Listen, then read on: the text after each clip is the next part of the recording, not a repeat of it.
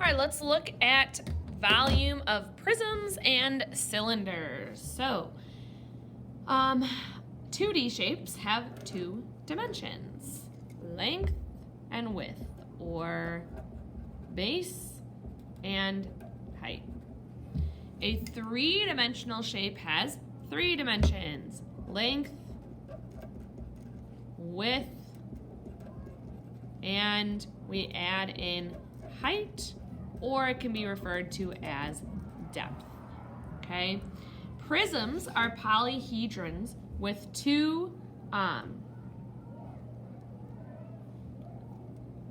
parallel and congruent faces that we call bases. And what is important to note on that specifically, there are two of those bases. So,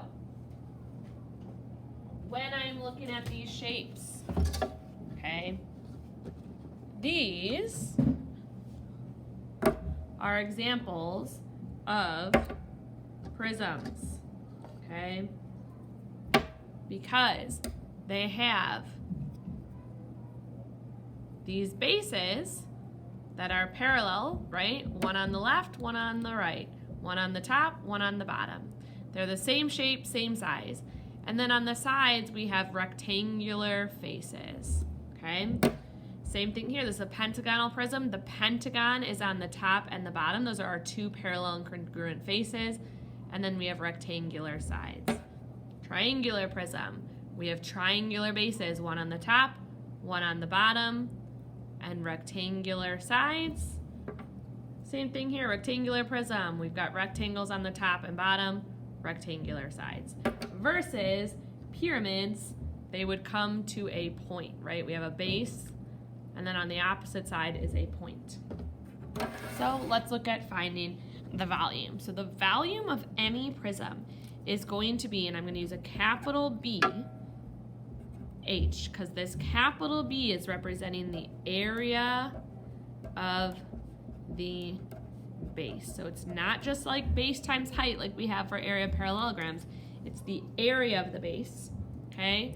That is our B, versus our H is representing the height of the prism.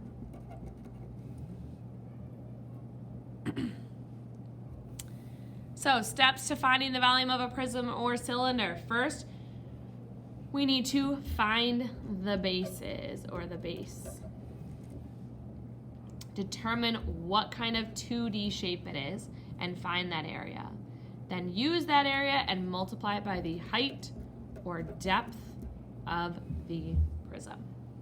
So, let's look at number 1. I can see here we have a base that is a rectangle and the perpendicular height of the prism here. How did I know that those were my bases? Well, I have the same congruent face on the top here. And with rectangular prisms, it can kind of be swapped around a little bit.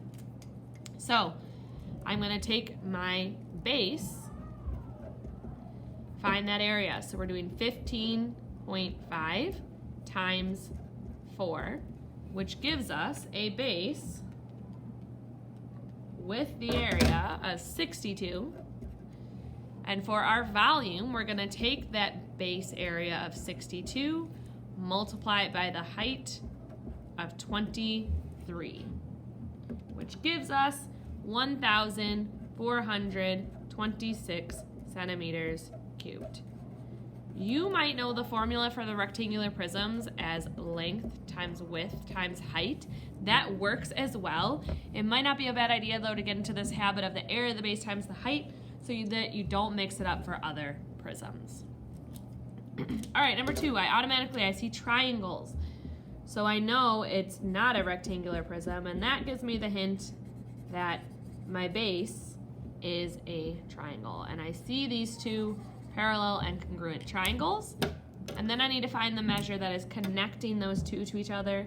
That is that length right here. So for our base, I'm going to look at the triangle that has all the measures on it. I see my 90-degree symbol right here. The sides that connects is this 12 base and this height right here of 8. So I'm going to multiply 12 times 8, but it's a triangle, so we need to divide by 2. Sorry if you can't see that. So our base of 12 times our height of 8 divided by 2. I plug that into my calculator. 12 times 8 is 96. Divided by 2 is 48. Now for our volume, we are going to take that 48, multiply it by our height of the prism, which in this case is more of a depth. It's connecting these two bases to each other. That is 15, which is going to give us a total volume of 720 centimeters cubed.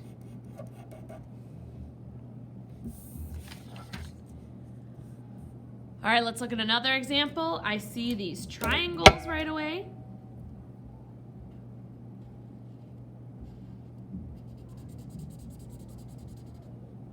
That is telling me that these sides are connected,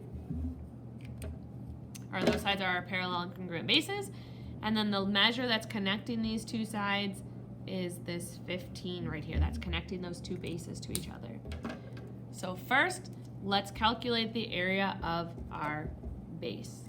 So I'm looking at the triangle that has the measures on it. I see the 90-degree symbol here. That's connecting the 7 and the 8. So our base is 7 times our height of 8 divided by 2. So 7 times 8 is 56, divided by 2 is 28. So we're going to take that area of our base, which is 28, times the height or depth of the prism, which is 15, to get our total volume of 420 meters cubed. All right, and then last one. Cylinders are considered prisms as well because, or they're kind of in that same category, same formula, because it has a circle on the bottom, a circle on the top. It doesn't have the rectangular faces on the side, but it has two parallel and congruent bases. So I see that we have a circle here on the bottom and a circle here on the top. So I need to find the area of my base. Remember, for circles, the formula for area is pi r squared. So we need our radius. We are given a diameter of 46, which means our radius is half of that, or 23. So for our area, we're going to do 3.14 and use 3.14 so that yours is the same as mine, times our radius of 23 squared. So I'm going to do 23 times 23 to get r squared, which equals 529, times 3.14 gives me an area for the base of 1661.06. I'm going to round at the end, so I'm going to keep that for now. And then we are plugging that into the measure that's connecting those two bases is 30. That's the height of our prism.